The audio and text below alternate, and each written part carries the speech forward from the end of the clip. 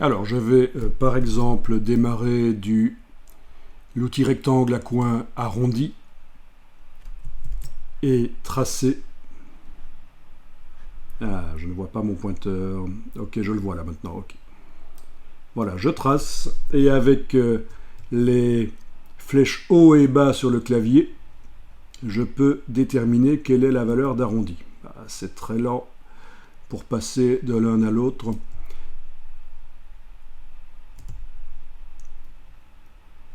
Je lâche le bouton à la souris, voilà, et je vais lui mettre une couleur plus intéressante. Voilà. Mais c'est peut-être pas la meilleure méthode parce que cet outil est vraiment un ancien outil de Illustrator qui n'est pas l'idéal. Il ne permet pas de faire les choses convenablement. Donc je vais supprimer cette forme et je vais faire un rectangle tout simple en fait. Meilleure méthode, on va utiliser les effets d'arrondi. Donc je trace sur l'image mon rectangle, je vais aller modifier par la transformation manuelle, aller modifier un peu sa dimension comme ça, voilà. Puis je vais aller lui mettre effet spécial arrondi. Je lui mets des arrondis, je vais modifier l'arrondi ici avec la touche Shift, enfoncer la touche majuscule, ça va encore plus vite. Voilà. Ok, on va dire que ça, c'est pas mal. Ok, s'il fallait modifier, bien sûr, c'est par la palette aspect qu'on va aller modifier ça. Donc, depuis que j'ai mis l'effet d'arrondi, la rondelle ici, la cible est grisée, elle est remplie de gris. Ah oui, au fait, je vais aller modifier ici l'interface. Préférence, interface, utilisateur.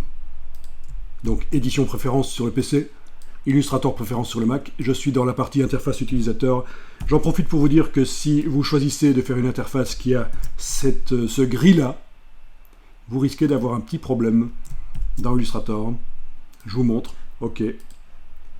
Eh bien, en fait, on voit à peine que la cible est remplie, là. Il faut vraiment avoir l'œil pour voir la différence. Et pourtant, ça, c'est super intéressant parce que ça indique qu'il y a un effet spécial sur l'objet. Et que si on veut le modifier, il faut aller dans la palette aspect. C'est ça le but de cette cible remplie. Donc, préférence, interface utilisateur, mettez-vous soit dans les foncés, et là, ça se voit.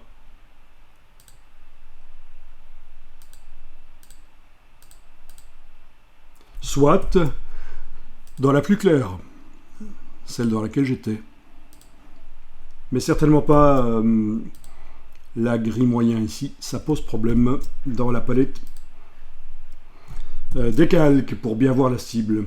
Ok, donc cet objet est sélectionné par sa petite cible ici. Je vous rappelle que pour sélectionner un objet dans Illustrator, il ne faut surtout pas essayer de le sélectionner comme ça. Il n'est pas sélectionné là, c'est par la cible.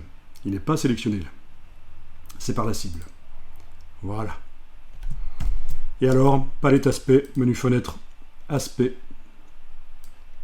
On a ici l'arrondi. Si on clique sur l'hyperlien, on a la possibilité d'aller modifier l'arrondi.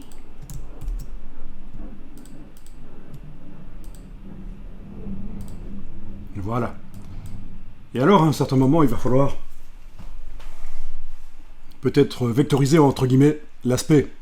C'est-à-dire vraiment générer des vecteurs. Parce que là, si je fais commande Y, on voit que c'est juste un rectangle à coin droit sur lequel il y a un effet spécial qui fait les arrondis. Commande Y, je reviens en affichage aperçu. Donc c'est affichage tracé, affichage aperçu, c'est ça commande Y, CTRL Y sur le PC.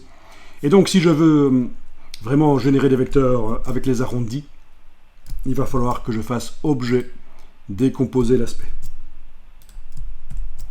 Voilà. On ne voit pas très bien les vecteurs parce qu'ils sont rouges et le rectangle est rouge.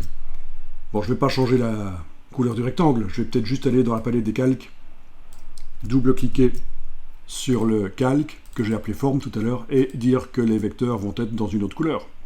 Pourquoi pas? Alors, je vais essayer, on va essayer du vert par exemple, voilà.